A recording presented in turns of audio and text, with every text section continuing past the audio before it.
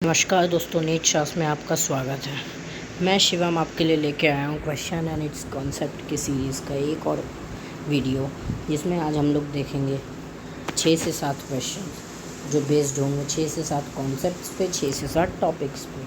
ठीक है, question practice बहुत ही ज़रूरी है। क्वेश्चन प्रैक्टिस में इसमें हम लोग पहला क्वेश्चन देखते हैं। विच of the following is the electrophile generated in the nitration. अब नाइट्रेशन हम लोग जब करते हैं तो इलेक्ट्रोफाइल क्या जनरेट होता है। इलेक्ट्रोफाइल, यहाँ आपको बेसिक यहाँ पे एक चीज़ दिखाई दे रही होगी, इलेक्ट्रोफाइल होता क्या है। आप अगर डेफिनेशन जानते हैं तो यहाँ पे बाय डेफिनेशन ही आप करेक्ट कर ले जाएंगे इस क्वेश्चन को। ठीक है, आपको मैंने बोला है कई बार कि एलिमिनेशन करना आना चाहिए आपको ऑप्शंस का। ऑप्शंस में क्या दिया है, क्वेश्चन की क्या रिक्वायरमेंट है, इसको देखना बहुत ज़रूरी होता है। तो यहाँ पे इलेक्ट्रोफाइल का बाय डेफिनेशन आप जाएंगे तो क्या होता है, इलेक्ट्रॉन डेफिशिएंट या फिर the species which is having positive charge. ठीक है, तो यहाँ पे पॉजिटिव चार्ज या इलेक्ट्रॉन डेफिशिएंट कौन है, NO2+। ठीक है, क्या होगा इसका आंसर, NO2+। ठीक है, नाइट्रेशन में जब इलेक्ट्रोफाइल जनरेट होती है वो NO2+ होती है। ठीक है, इसके बाद हम लोग नेक्स्ट क्वेश्चन देखते हैं। The boiling point of paranitrophenol is higher than orthonitrophenol, this is due to. Paranitrophenol और ऑर्थोनाइट्रोफिनॉल में पैरानाइट्रोफिनॉल का बॉइलिंग पॉइंट ज़्यादा क्यों होता है, इसका कारण क्या है। Van der Waals force, dipole dipole interaction, intermolecular hydrogen bonding या इंट्रामोलिकुलर हाइड्रोजन बॉन्डिंग। ठीक है, तो इसका आंसर होगा इंटरमोलिकुलर हाइड्रोजन बॉन्डिंग। एक बात और बता दूं, पैरानाइट्रोफिनॉल और ऑर्थोनाइट्रोफिनॉल क्या होता है, ये इंट्रामोलिकुलर हाइड्रोजन बॉन्डिंग करता है और पैरानाइट्रोफिनॉल इंटरमोलिकुलर हाइड्रोजन बॉन्डिंग करता है। जब ये सॉल्यूशन मिक्सचर में मिक्स होते हैं तब इसको सेपरेट करने के लिए एक प्रोसेस यूज़ की जाती है, डैट इज़ स्टीम डिस्टिलेशन से यूज़ होता है। क्योंकि ये पैरानाइट्रोफिनॉल और ऑर्थोनाइट्रोफिनॉल दोनों ही मिक्सचर में पाए जाते हैं और पैरानाइट्रोफिनॉल इज़ स्टीम वोलेटाइल, तो स्टीम वोलेटाइल कंपोनेंट सेपरेट हो जाता है और ताकि इनको प्योर फॉर्म में निकाला जा सके। ठीक है, तो यहाँ पे पूछा जा सकता है विच of the following is steam volatile, तो स्टीम वोलेटाइल के लिए भी आपके लिए आंसर यहाँ पे मिल गया है। और क्वेश्चन नंबर 3 है oxidation state of chromium in CrO5। Oxidation state of chromium in CrO5 बोला गया है। CrO5 में क्रोमियम का ऑक्सीडेशन स्टेट +6 होता है। इसका स्ट्रक्चर बटरफ्लाई शेप का होता है, हैविंग परऑक्साइड लिंकेजेस। ठीक है, परऑक्साइड लिंकेजेस होती हैं ऑक्सीजन के बीच में, ये आपको ध्यान रखना है। CrO5 में ऑक्सीडेशन स्टेट +6 होता है। ठीक है, अब इसके बाद नेक्स्ट क्वेश्चन है which reaction involves the formation of isocyanide from primary amine. ऐसी कौन सी रिएक्शन है जो आइसोसाइनाइड का फॉर्मेशन करता है स्टार्टिंग फ्रॉम प्राइमरी अमीन। मैं आपके लिए बार बार बोलता हूँ कि प्रीवियस ईयर पेपर बनाइए, क्वेश्चंस बनाइए, NCERT पे स्टिक रहिए, NCERT से सवाल करिए। NCERT ही ज़रूरी है क्योंकि NTA का पैटर्न ही NCERT बेस्ड है। ठीक है, NTA ने सिलेबस ही जारी किया है जो केवल और केवल NCERT है। ठीक है, तो NCERT का ही ये सवाल है, बहुत ही सरल सवाल है। आइसोसाइनाइड फ्रॉम प्राइमरी अमीन, तो आइसोसाइनाइड का फॉर्मेशन होता है प्राइमरी अमीन से, वो है कार्बिलमिन रिएक्शन। कार्बिलमिन रिएक्शन के ज़रिए फॉर्म होता है। ठीक है, ये क्वेश्चन आपने कर लिया। 4 क्वेश्चन यहाँ पे मैंने अभी बताया आपको ऑक्सीडेशन स्टेट पे, वंडरवा यहाँ पे पैरानाइट्रोफिनॉल ऑर्थोनाइट्रोफिनॉल के बॉइलिंग पॉइंट के बेस पे, इलेक्ट्रोफाइल के बारे में मैंने आपको बताया, यहाँ पे इस रिएक्शन को देखा, क्रोमियम का ऑक्सीडेशन स्टेट देखा। अब इसके बाद आते हैं नेक्स्ट क्वेश्चन पे। नेक्स्ट क्वेश्चन क्या है, विच of the following correctly demonstrates law of active mass action of the following reaction A + B gives CAB। ठीक है, तो law of active mass action में आपके लिए सिंपली पता करना क्या होता है, it is simply about KC जो आप लोग बोलते हैं ना, equilibrium constant. Law of mass action और law of active mass action. Active mass is basically what, concentration. Active mass क्या होता है, active mass is all about concentration. Concentration को हमेशा स्क्वायर ब्रैकेट के अंदर लिखते हैं, this is the basic rule, basic फंडा। इस बेसिक चीज़ को आपको याद रखना है, क्योंकि अगर कॉन्सेंट्रेशन को अगर आप इसमें law of active mass action जब आप डिमॉन्स्ट्रेट करते हैं, जब आप law of active mass action का इक्वेशन लिखते हैं और अगर कॉन्सेंट्रेशन को आप अगर स्क्वायर ब्रैकेट के अंदर नहीं लिखते हैं तो वो गलत माना जाएगा, ठीक है। तो यहाँ पे अपन ऑप्शंस देख लेते हैं। ऑप्शन नंबर ए है K A B B A B by C, A B divided by A B का पावर सी। तो के सी जब हम लोग निकालते हैं तो एक बात तो ये होती है कि आपके जो स्टोकियोमेट्रिक कोफिशिएंट्स होते हैं वो स्टोकियोमेट्रिक कोफिशिएंट्स होते हैं वो कॉन्सेंट्रेशन में पावर में चढ़ जाते हैं, जैसे कि ये इस टाइप से होगा, ठीक है। ये एक बेसिक चीज़ हो गई।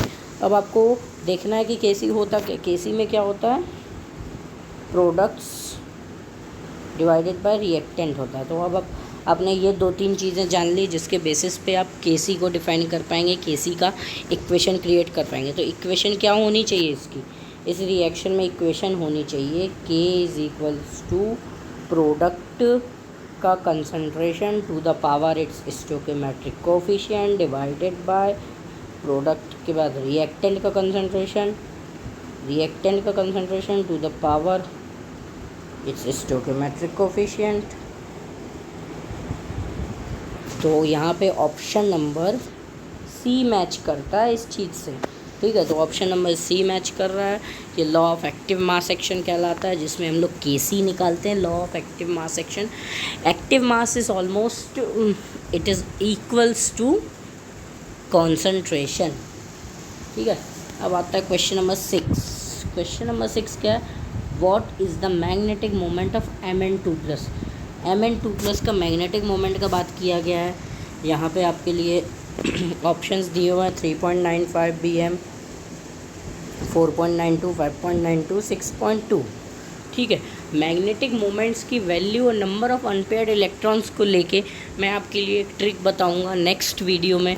उससे पहले अभी आप सिंपल मैथमेटिक्स इसकी ये कहती है कि आपको नंबर ऑफ़ अनपेयर्ड इलेक्ट्रॉन्स निकालने हैं। उसके बाद फॉर्मूला होता है √n × n+2, ठीक है, स्पिन ओनली मैग्नेटिक मोमेंट का, ठीक है। क्लास 12th 11th लेवल पे ऑर्बिटल मोमेंट आपके ऑर्बिटल मैग्नेटिक मोमेंट भी होता है, जिसे आप कंसीडर नहीं करते हैं।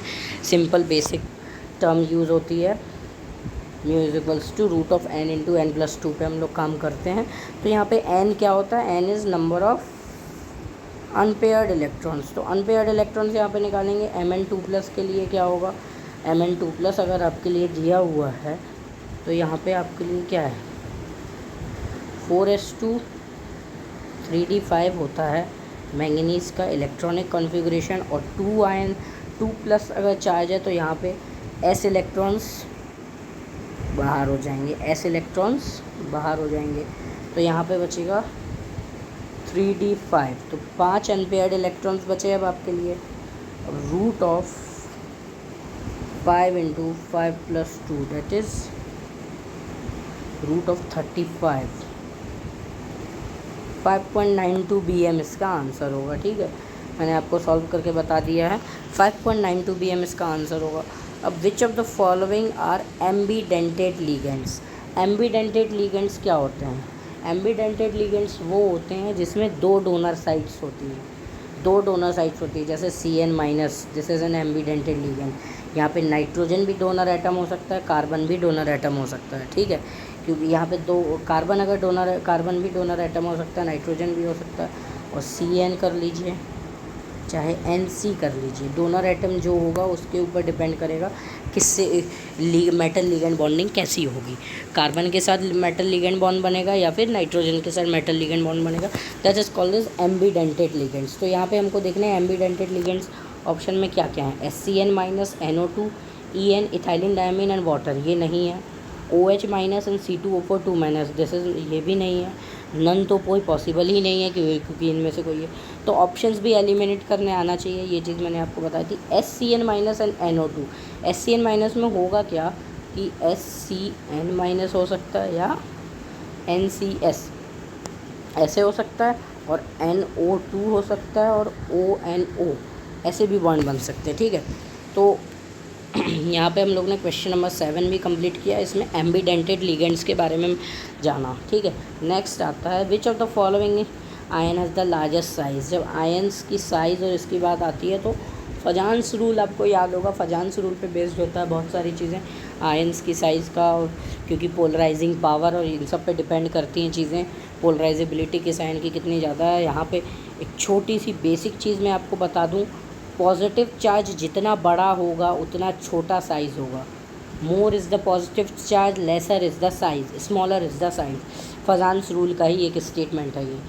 And lesser is the negative charge, more is the negative charge, more is the size. ठीक है, जितना ज़्यादा बड़ा नेगेटिव चार्ज होगा उतना बड़ा इलेक्ट्रॉन एटम का मॉलिक्यूल का साइज़ होगा, जितना बड़ा पॉजिटिव चार्ज होगा उतना छोटा साइज़ होगा।